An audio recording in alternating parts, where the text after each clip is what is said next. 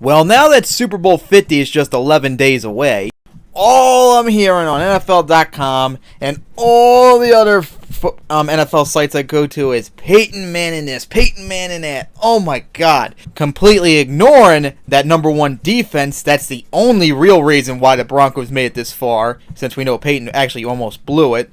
And also conveniently ignoring the Panthers, who have a much better QB in Cam Newton and have a much better team overall than the Broncos would ever be. But once Super Bowl 50 ends, another new question comes up once again like last year. Will Peyton finally retire? I mean, remember back in like November when he was backing up Osweiler, he kind of hinted, oh that's right, he did say he wanted to come back next year. And he still is under contract for one more year after this season with the Broncos. But didn't he say, kind of hinted at Bill Belichick in the AFC Championship game that this would be the last time they would see each other? That seems like a good hint at retirement. But Peyton, you need to retire.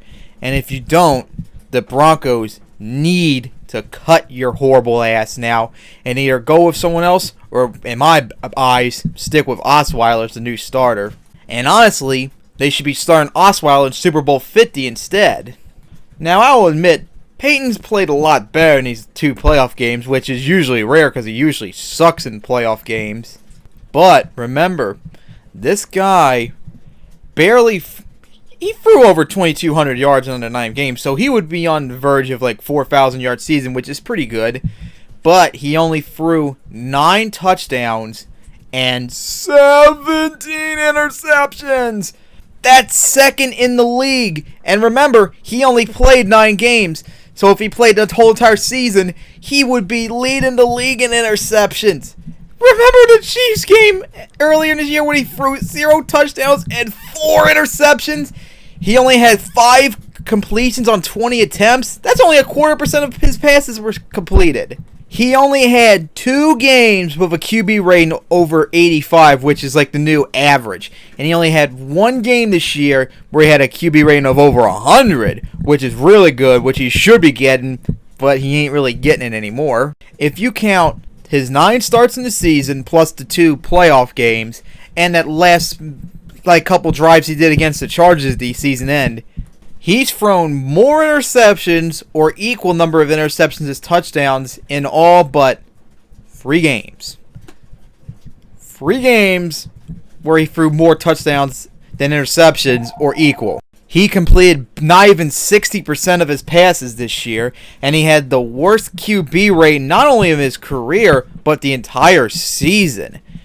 And in the playoffs, barely 55% completions and 2 touchdowns and 0 interceptions. So thank God he's finally throwing more touchdowns than once. Now, compare that to Osweiler.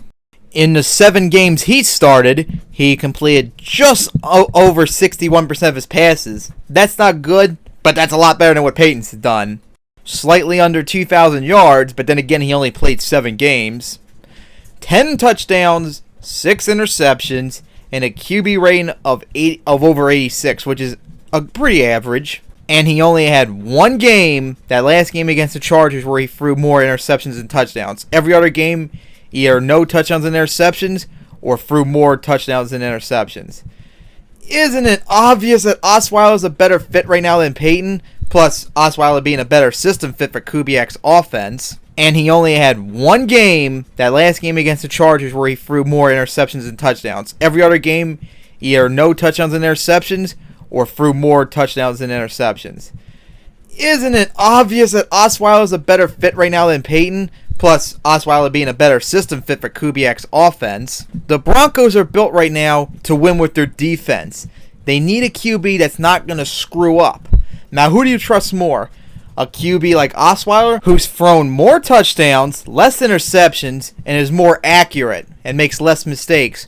Or would you rather have Peyton go in, who's thrown almost double the interceptions, has been less accurate, and just a terrible QB overall this year, who's thrown more touchdowns, less interceptions, and is more accurate and makes less mistakes? Or would you rather have Peyton go in, who's thrown almost double the interceptions, has been less accurate, and just a terrible QB overall this year. If the Broncos lose Super Bowl 50, it's going to be mostly because of Peyton. He will blow it. And if he has that big of an ego to think he can come back, good for him. But not with the Broncos. They need to cut his ass. And all the other teams that have bad QB situations, they'd be foolish to hire his ass. So Peyton, if you care about your legacy, you should do the smart thing after the Super Bowl, which I think you'll blow it.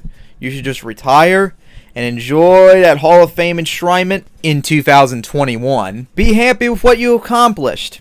You're a first ballot Hall of Famer, a Super Bowl winner, most passing yards in league history, most touchdowns in league history. You're second all-time in terms of completions and attempts.